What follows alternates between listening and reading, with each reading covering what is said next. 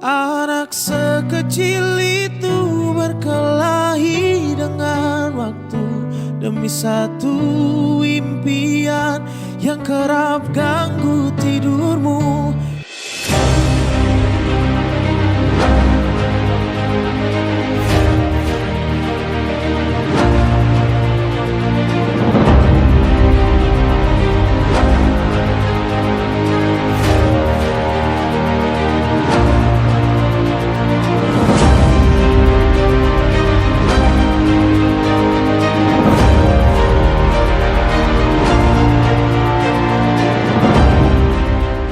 Izinkanlah saya untuk melaksanakan kegiatan ini.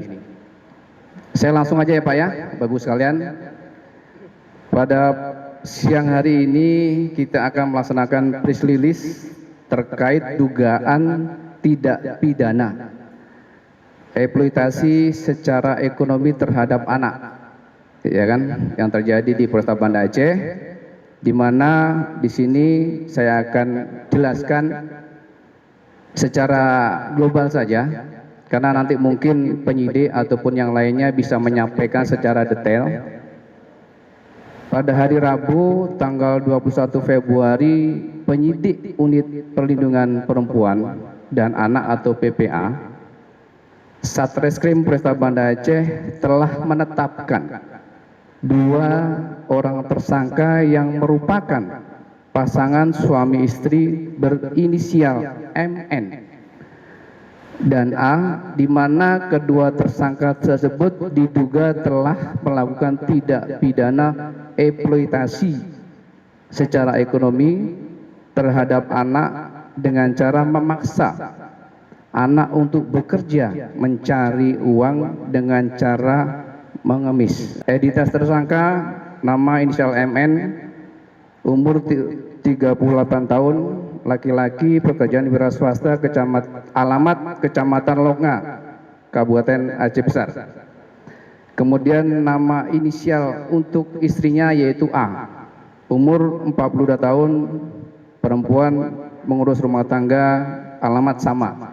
Untuk identitas korban inisialnya S, 4 tahun, kemudian perempuan, alamatnya sama.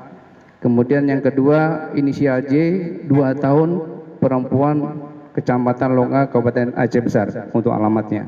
Jadi waktu kejadiannya pada hari Rabu tanggal 21 Februari 2024 pukul 00.30 di warung kopi Atta Kopi, Desa Kampung Baru, Kecamatan Baitur Rahman. Selama ini kedua korban juga sering dipaksa mengemis di Simpang 3 Lampu Merah Setui, Kecamatan Baitur Rahman, Kota Banda Aceh. Barang buktinya 1 kotak kardus, kemudian yang isinya yang bertuliskan mohon bantuan seikhlasnya untuk fakir miskin. Kemudian uang tunai sebesar 32.000. Kemudian unsur pasal yang dipersangkakan terhadap kedua tersangka MN dan A diduga keras telah melakukan tindak pidana eksploitasi secara ekonomi terhadap anak sebagaimana dimaksud dalam pasal 88 junto pasal 76 Undang-Undang Nomor 35 Tahun 2014 tentang perubahan atas Undang-Undang Nomor 23 Tahun 2002 tentang perlindungan anak. Uang untuk kehidupan mereka. Intinya seperti itu aja. Makanya di sini kami hadirkan Ketua MPU, kemudian Dinas Pendidikan dan Dinas Sosial yang nanti bisa menyampaikan kepada masyarakat bahwasanya kegiatan yang dilakukan oleh orang tua ini tidak benar, baik secara agama maupun secara sosialnya. Jadi tanggung jawab orang tuanya yaitu memberikan kehidupan untuk keluarganya, termasuk anak-anaknya. Jangan terbalik, anaknya suruh mencari uang untuk kehidupan keluarganya. Demikianlah intinya seperti itu. Sehingga perlu kita lakukan tindakan agar masyarakat itu tahu. Masyarakat itu akan lebih paham. Bukan kita mencari kesalahan, tidak. Itulah memang aturannya seperti itu. Oleh sebab itu kami berharap kepada rekan-rekan wartawan ini tolong disampaikan. Jangan sampai nanti rekan-rekan sekalian mengetahui hal ini tidak disampaikan kepada kita. Demikian pula mungkin nanti dari Satpol PP lebih dia rutin untuk melakukan kegiatan-kegiatan untuk menertibkan anak-anak di bawah umur ini yang mencari nafkah dengan cara mengemis. Hasil dari mereka melakukan kegiatan ini yaitu sama orang tuanya dipergunakan untuk menyalahgunakan narkoba. Ini yang alangkah mirisnya. Itulah realita. Kita tidak usah menyalahkan siapa-siapa, kita kembali lagi kepada diri kita masing-masing. Jadi setelah mereka mendapatkan dari hasil mengemis, kemudian inilah yang dipakai sama mereka. Dan ini pun masih dilakukan penyelidikan dari mana datangnya barang haram ini. Yang pertama kami menyampaikan dari MPO menyampaikan ini sangat positif, Pak. Kegiatan ini sangat positif.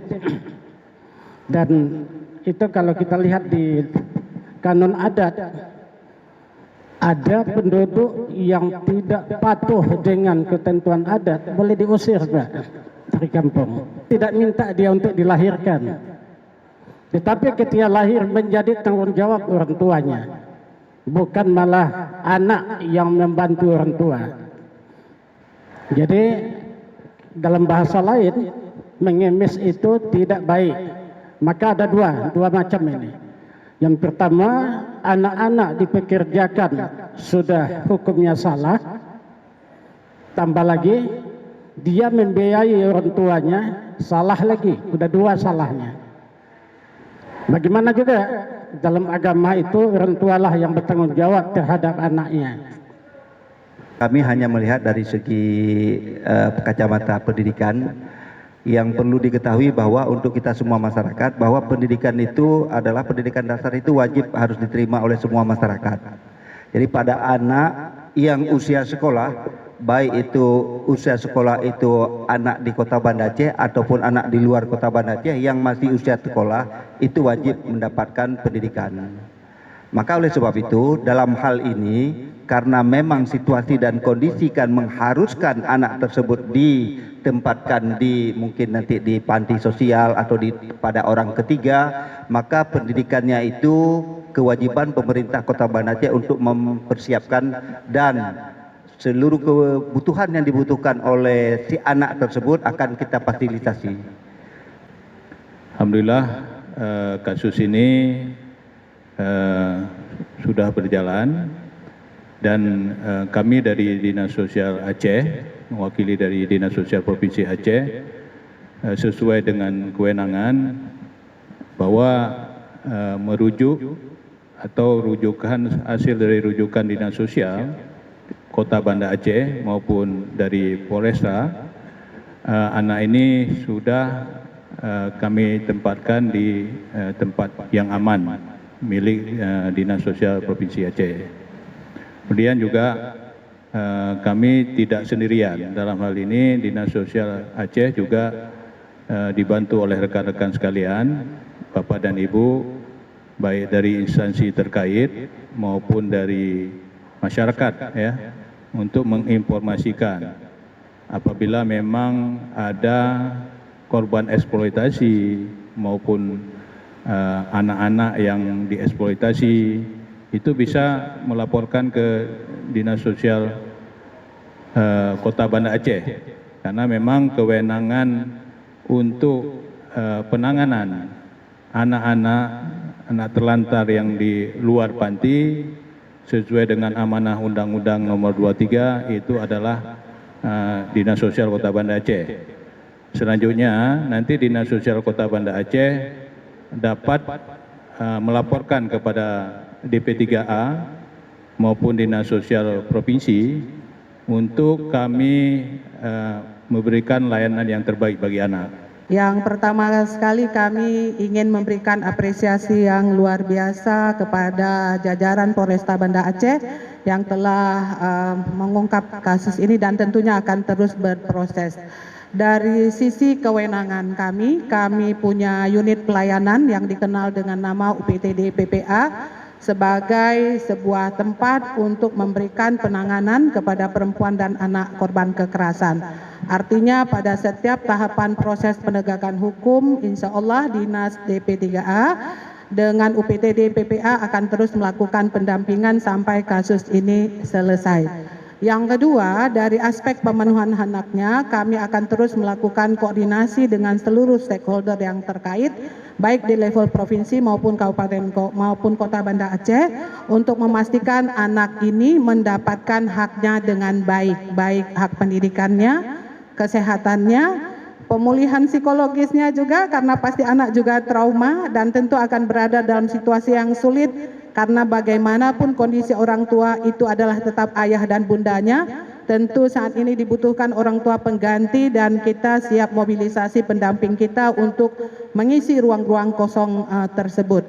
Dan yang terakhir tentunya menghimbau kepada seluruh masyarakat agar menjadi mitra pemerintah untuk tidak memperpanjang proses eksploitasi kepada anak dengan selalu memberikan informasi, bisa mengakses layanan SAPA 129 maupun hotline UPTD PPA. Walaupun mungkin tidak ditangani secara langsung oleh DP3A, tapi DP3A bisa melimpahkan dan membangun koordinasi dengan stakeholder lain.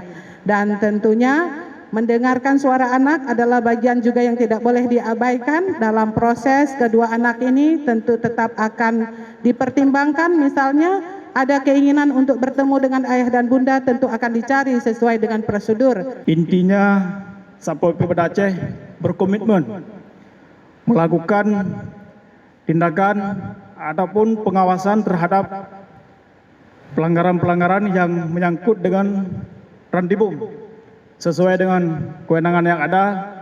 Berkomitmen kami tetap melaksanakan pengawasan khususnya sesuai dengan kewenangan yang diberikan. Intinya kami juga tidak lepas melakukan koordinasi dengan pihak Polresta Kota Banda Aceh. Mungkin bisa saya jelaskan kepada teman-teman media. Jadi aktivitas anak ini dipaksa untuk mengemis ini sudah berlangsung lebih kurang 1 tahun.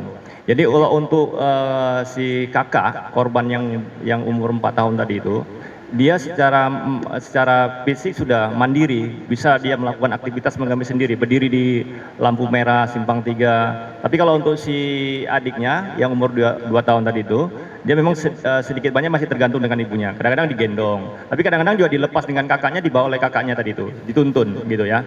Jadi memang dalam hal ini nyata orang tuanya memaksa anak untuk mengemis, kalau dapat sedikit dimarah, kalau nggak mau dimarah. Jadi memang karena orang tuanya tidak punya pekerjaan tetap, ya kan, mengandalkan dari hasil anak tadi mengemis. Dapat kita jelaskan dalam hal ini. Jadi tersangka MA dan A ini, mereka adalah pasangan suami istri. Mereka menikah secara siri, ya. Anak dari kedua tersangka ini jumlahnya ada 4 orang.